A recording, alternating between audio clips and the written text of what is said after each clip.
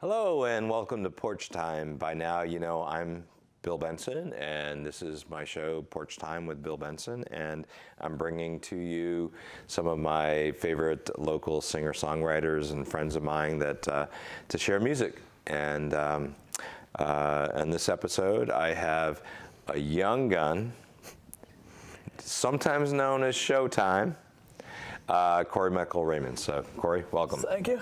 Welcome. So, you are 21. Yes, sir. I met you when you were, I think, 12. About 12, 13. Yeah. Somewhere around there. Somewhere around there.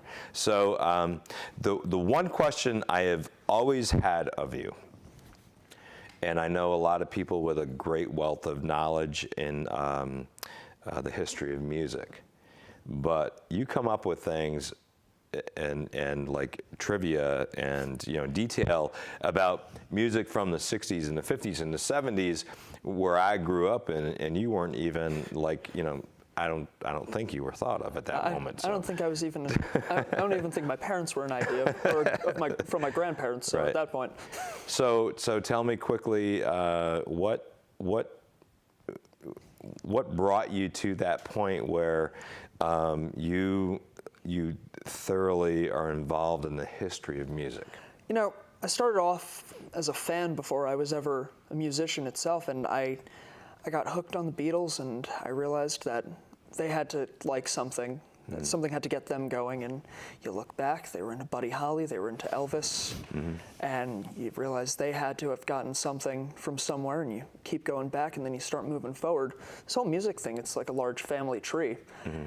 And you keep going on the branches, and if you learn to appreciate just about all of them, and you find something about all of them that you like, you're gonna get this wealth of knowledge. And I know a lot of people diss on the Rock and Roll Hall of Fame, but the work that they do is magnificent. They keep these bands that might have been lost to history, mm-hmm. this music that might have been lost to history, completely alive. And it's cool to be a scholar of it, because mm-hmm. if you're listening to it, and then when you take it in your own music and you apply a little bit of that somewhere, mm-hmm. having it like a toolbox almost, you can do more. There's a precedent to everything. Well, as an individual, but certainly as a young person, I mean, I grew up in that time with that, where to me that music was the defining music, and there wasn't a whole lot of great stuff after the mid 80s, but there was, but you had to go search for it.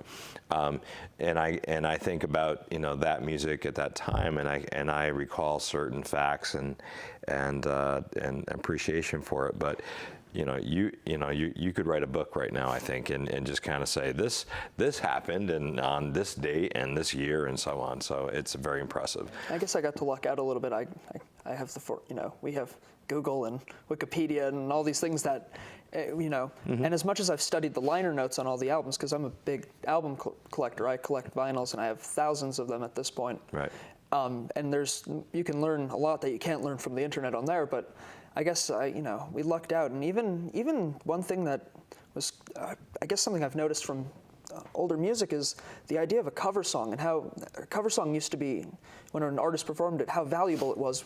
And I'm thinking about it, there was no ultimateguitar.com, nope. There was no YouTube tutorial, so Nope. A band actually covering a song and doing it well, there was a reason why it was a valuable asset. For me, I can go on Ultimate Guitar and look at the tab. Mm-hmm. Yep. Tab wasn't even as big of a thing until in the past 20 years? Yeah, no, we played and they played, and we put the needle on the vinyl and played it over and over and stopped it at different points and tried to figure it out. But I learned the solo to Yours Is No Disgrace, because the little wah solo, because my copy of the record has a tiny skip there, so it kept going. Kept going back. Yeah, it kept going, and I'm like, I should take this opportunity here and pick up my guitar, and I went upstairs. Mm-hmm. Yep. And it just kept playing, so I'm like, okay, I can figure that out, mm-hmm. which was pretty neat. So the purpose of the show, obviously, is to introduce other listeners to your music. So play a song. All right, so I wrote this one about 6 months ago, and I know you were around, and when mm-hmm. I was spent some time in the hospital because my lung decided it was going to give up on me for a while, and it collapsed one time. I was in the hospital and about 6 days recovered, or so I thought. And I was out for 10 days, turned 21 in that time. And then election day, I was feeling the same way, and I couldn't breathe and I couldn't move, so I was back in, and I went back in the hospital. That time they did a major operation. They took out about 1/8 of my lung, and in that time I was also on a morphine dripper. And I would just sit there, just watching this thing drip and drip and drip, and I was like, I have an opportunity here with this, a real rock star thing. I'm strung out on narcotics. Oh my God, I got to do something with this. So this is the song that came out of, I guess, being strung out. You have to have a Keith Richards moment every once in a while. Yeah, you do. So this is how this one goes. It's called Ice Cold Rain. I just released it on, iTunes and Spotify and Excuse me. all those things.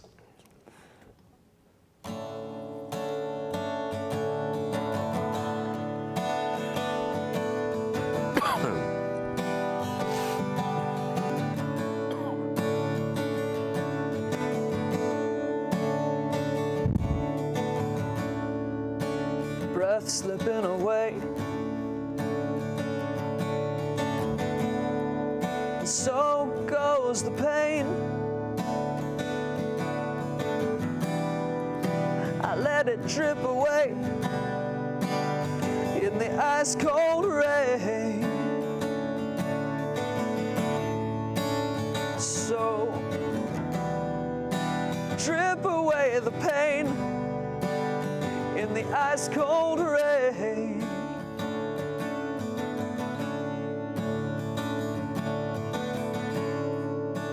Body stiff as stone.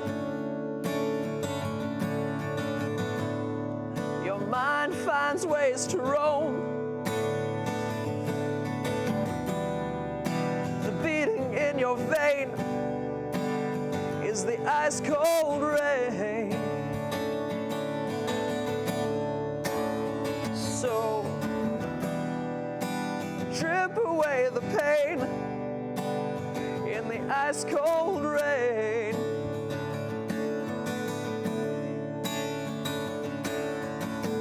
This is Mercy's serenade for the wounds locked in the cage, and a blessing to ease my worried brain.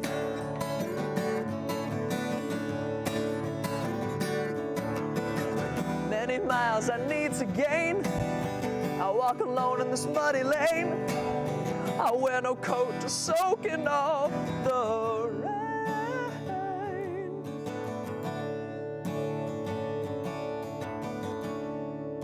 A statue with a smile, a warm glow on a tile. Time's an endless chain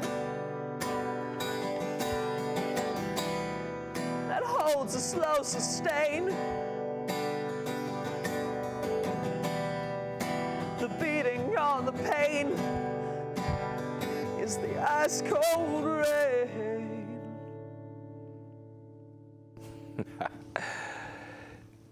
So, I'm not sure which of your songs is my favorite, but that with its chord progression and what's very important for me as a listener is to it really is to just kind of get drawn into the song. I don't want to have to think, we think too much a lot. Absolutely. Anyway. But in music, if you can get drawn into the melody, drawn into the lyric, drawn into whatever, and it's just kind of a natural thing, then it's a great thing. So now you and I have known each other, I think probably maybe 6 or 7 years, probably in reality. And when I first met you, you were working on becoming a rock star. Oh Lord, the showbiz days. The showbiz days. And you were, you were loud and confident and brash and being whatever. And I think that at some point in our relationship, I gave you some advice. Do you remember what that is? Yeah, no, I took it to heart this one time. It was one of the LaSalle Market Give Back series, and you wanted me to play and open for one of the bands, and you were specific about me only doing my own music. And it was this moment I had to kind of realize, take away all the added extra whatever and go deep just into my songs. And the thing I've always wanted, and there was a point where I wanted my music to be completely authentic. I didn't want anything fake. I didn't want something added. You don't need the yeahs in there. It should be something that's coming, in my case, from my own mind. Mm-hmm. And when I was younger in my band I used to be in, there was a time to try to write songs about, what the Beach Boys wrote about with the cars and the girls, and mm-hmm. there was a time for that. And when you're young and crazy and stupid like we were, the CRB, we were really stupid at times. There was a moment for that, and but life happened. For me, the best songs are the ones that, and the best performed songs are the ones that you've written from experience. And, at 14, 15, 16, There's not whatever. a lot of experience. You have experiences, but they are girls and skateboarding and things like that. But when you have a life situation happen, whether it's love, whether it's health, whether it's whatever, loss. Nice combination of the few. You need that avenue or that the ability to vent those things. It's a perfect opportunity for you. Now, my advice to you was just bring your guitar. And I think after you played that night, yeah. I told you and I told your dad that is what you should do and do more of. I mean, because we're all rock stars in our own mind, but what I've always wanted to have happen for me is that the song that I perform, that I've written that comes from deep inside, touches somebody else. And you can get that all can get lost with this big brash, showmanship, and I truly do say this, completely, that with that and your guitar and those songs, I become a bigger fan every day. Thank you. So I think every artist has to have a moment of that, like that, because we all start in a completely different place usually mm-hmm. than we end up in, and the different avenues for that for different people happen a different way. I mean, yep. The other end of the spectrum, when Dylan went electric at the Newport Festival. Yeah, that was terrible for him, but good for him. Well, yeah, he that was when he learned who he was. He went away from being stuck in this one position, being this boy prince of folk rock, and he was making the music that Bob Dylan wanted to make, and I mm-hmm. think the world should thank him for doing that. Mm-hmm. So my objective on these shows is to have you guys play as much of your music as possible. So play another one that's important to you. So this one's it's almost become like a signature song to me, and it came right out of the heart, and I think a lot of people catch on to it because I didn't write. And there's, again, a time and a place to write for specific people or something, and there's plenty of love songs about, romance, mm-hmm. but there's more to love, yeah, and there's more to love, though, than just romance. There's mm-hmm. different people you love besides just a lover. Right. And this is kind of that, I was trying to get that across with this one. It's called The Name of You.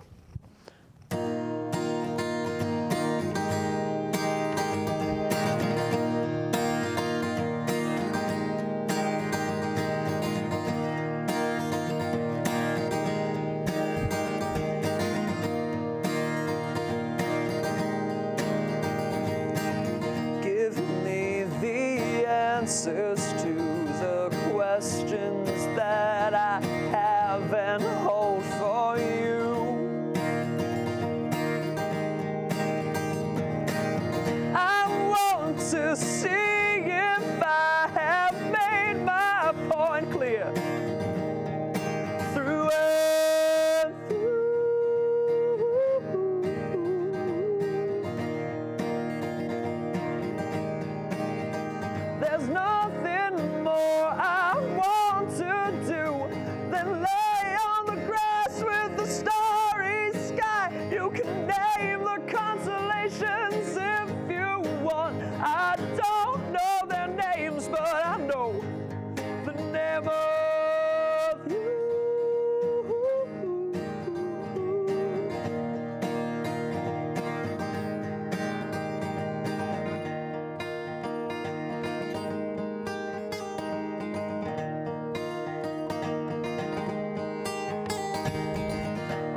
wanna do is hold your hand tonight. I can see your breath in the autumn air tonight.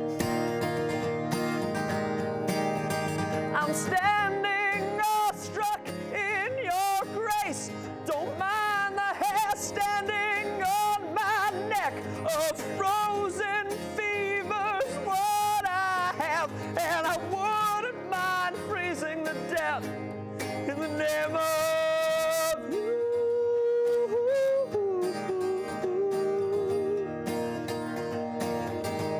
In the name of you. Oh, oh, oh, oh, oh, oh. And I'd give you all I could, and I'd do all I could, and I'd make all I could in the name of you. And I'd change myself if you wanted me to, but I know you never would. But I would if I could, if I could, if I could, if I could, if I could, in the name of you.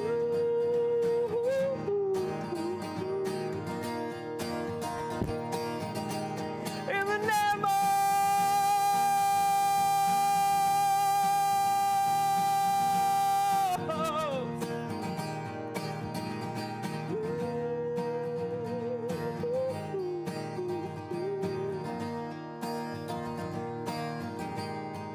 in the name of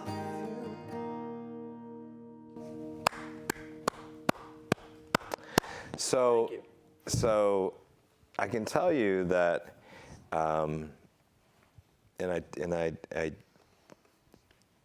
in listening to you today, and listening to you grow and expand, I can tell you that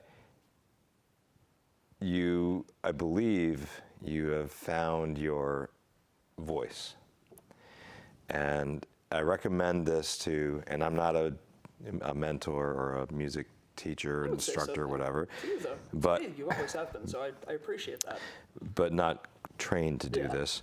But one thing that I've said for many, many years, and it was advice that was given to me, was that the best that artist, or the most interesting ones, are the ones who don't try to emulate, but come to understand who they are. And their sound is their sound, and their voice is their voice.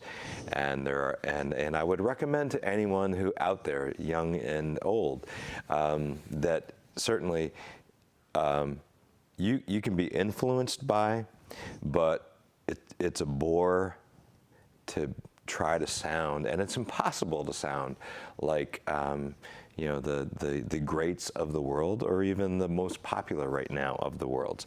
We don't need.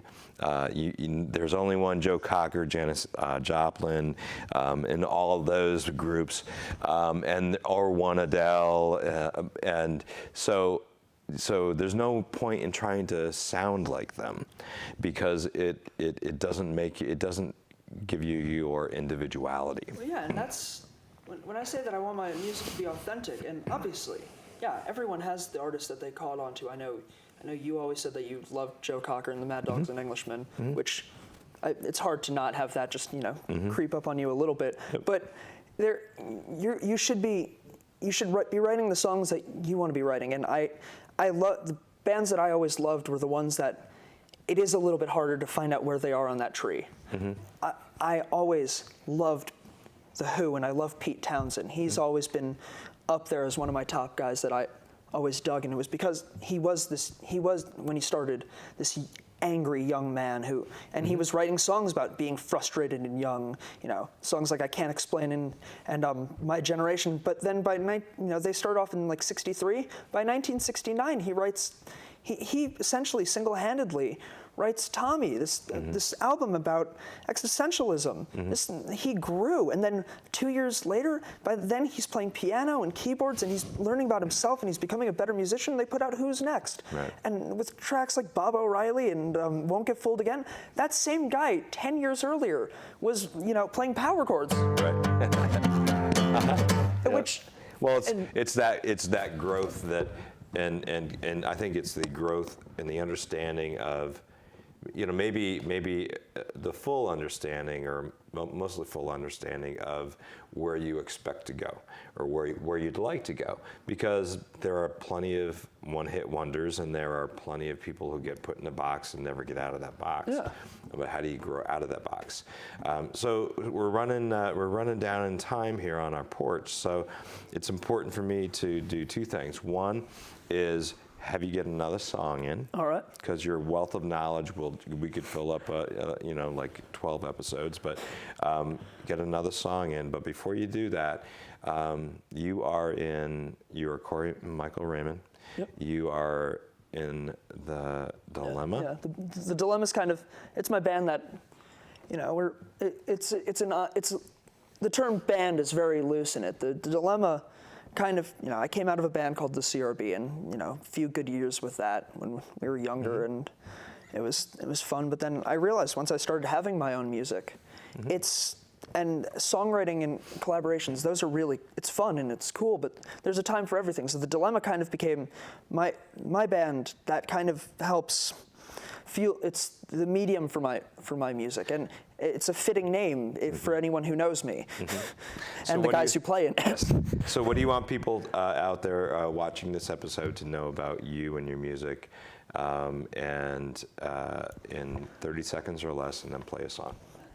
I want people to know that the songs that I'm writing are authentic and they're real. They come from me, and they come from my experiences or things that I've noticed, or that really,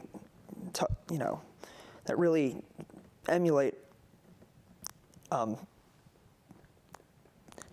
real, true emotion, and it rings out in me, and I just want people to catch that. It's real music. And what would you like, what if there's advice that you could give to any young person or anybody wanting to play music, is there a piece of advice you would give? You got to listen to about every kind of music you can, and every record you can pick up and have your hands on, and you just got to have confidence in yourself. You're not going to sound like anybody else, and it took me a very long time to get where I was on guitar, because when I started, I was awful. But yes, you have to have that. The thing wouldn't stay in tune, and I played too loud. But you know what? You have to endure being awful for a while. You have to get your skills together, and you just have to wait it out. And once you do, you're going to make some fantastic music. Yeah. Well, I want to thank you for coming on the porch, Corey. Thank you, sir. I'll see you in the world. Yep. I'm at your studio recording my CD. See you on Saturday. Thanks for coming, and play us out with something that you want to play us out with. It's a song that has to do with that. It's a song about not, even when things seem like they're going to be going poorly, that, having reasons to keep going, reasons to believe, and that's the title of the song, Reasons to Believe.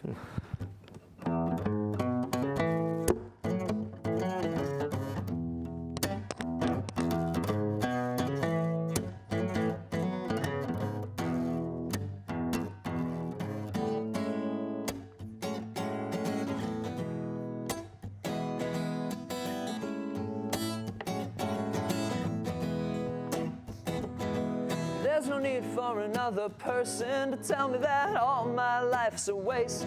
I get no gratification to keep myself on a steady pace. I got my health for the time being. I've got myself, that's all I'm needing.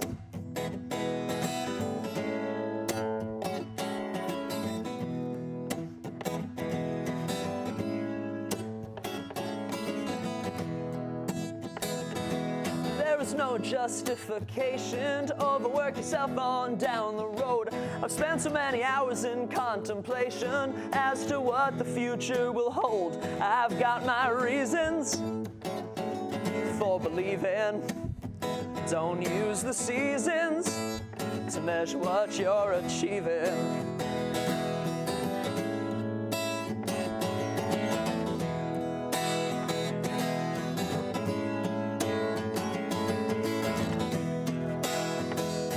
But you're not stupid, you're not lazy, you're not a waste of space and air. You're not dumb, you're not crazy, you just see another way to get there. But don't panic, you're okay. You're gonna make it, it's another day.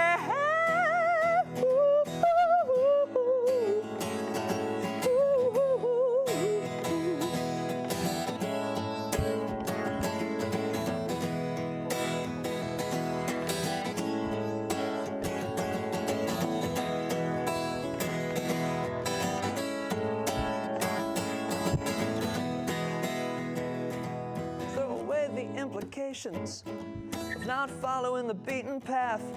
You know the grass is always greener on the road, not on the map. Don't melt the frost.